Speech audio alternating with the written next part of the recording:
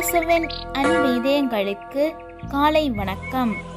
இந்த நாள் உங்களுக்கு ஆசீர்வாதமாக அமைய வாழ்த்துக்கள்.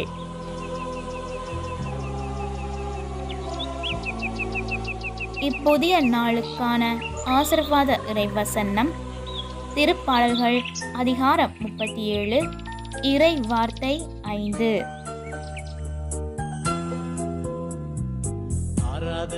உன் வழியை ஆண்டவரிடம் ஒப்படைத்துவிடு, அவரையே நம்பியிரு, அவரே உன் சார்பில் செயலாற்றுவார்.